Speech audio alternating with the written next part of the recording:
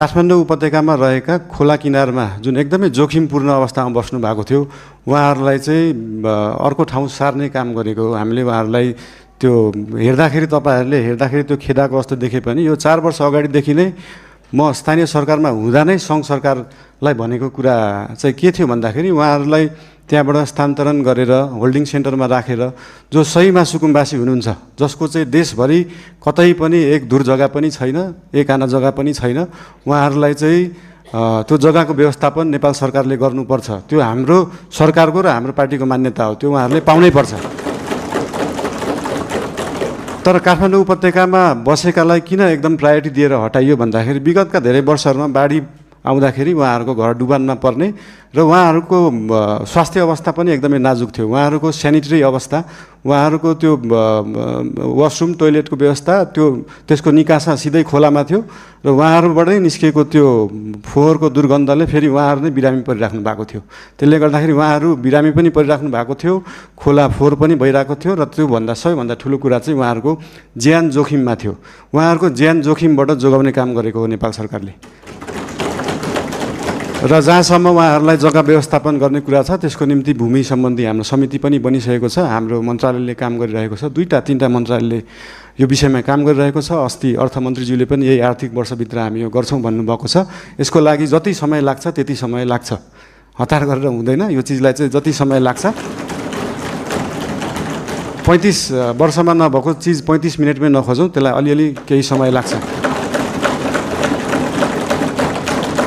र लिम्पियाधुराको बारेमा उहाँले सोध्नुभयो, अघि पनि भनिसकेँ। यो चाहिँ डिप्लोमेटिक रूपमा टेबल टक, तपाईँहरूलाई एउटा कुरा अचम्म लाग्छ होला, मैले पनि अस्ति प्रधानमन्त्री भएपछि नै थाहा पाएँ, भारतले नेपालको जग्गा मात्र होइन, नेपालले पनि भारतको जग्गा धेरै ठाउँमा मिचेको रहेछ।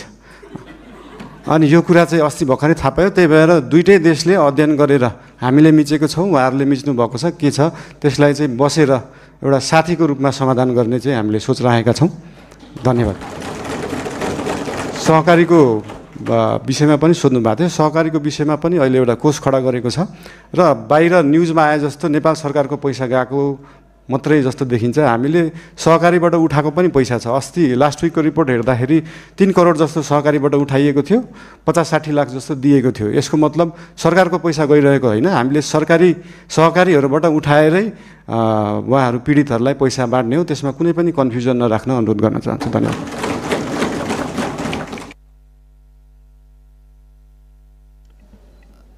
सामान्य प्रधानमन्त्रीज्यू, अर्को 2टा प्रतिवेदन सार्वजनिकको कुरा र बाँदर व्यवस्थापनको कुरा उहाँले यता प्रतिपक्षको तर्फबाट अघिको योभन्दा अगाडिको मान्य प्रश्नकर्ताले सदस्यले चाहिँ बाँदर व्यवस्थापनको कुरा र प्रतिवेदन सार्वजनिकको कुरा पनि राख्नु भएको छ। धन्यवाद। सामान्य सभामुखज्यू, प्रतिवेदनहरू अध्ययन समिति बन्छ। जस्तै मिडियामा आइसक्यो, तर त्यो मानव अधिकार आएको प्रतिवेदन पनि प्रधानमन्त्री कार्यालयमा अफिसियली बुझाइएको छैन। त्यो 29 पेजको केही खण्ड आए तापनि त्यो 10,000 पेजको छ भन्ने सुन्नमा आएको छ। त्यो प्रतिवेदन हामी कहाँ नै अफिसियली रूपमा आइसकेका छैनन्। अनि त्यो प्रतिवेदन आएपछि हामी सार्वजनिक गर्छौँ नै।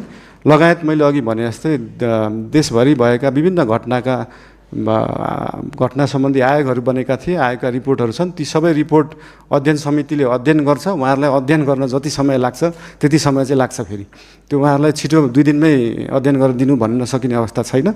त्यही भएर यो अध्ययन गरेर आएको रिपोर्ट चाहिँ नेपाल सरकारले सार्वजनिक गर्नेछ। र बाँदरको विषयमा त अस्ति मान्य महावीर पुनज्यूले पनि भन्नुभएको थियो, एकदमै गाह्रो विषय हो, एकदम सजिलो छैन।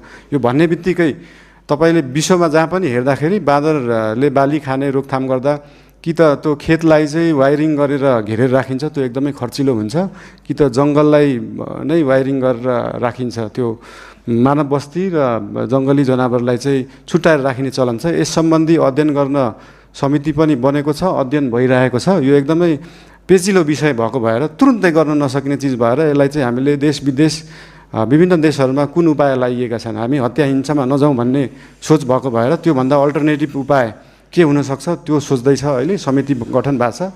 त्यसको अध्ययन रिपोर्ट आइसकेपछि त्यो रिपोर्ट अनुसार सरकारले काम गर्नेछ। धन्यवाद।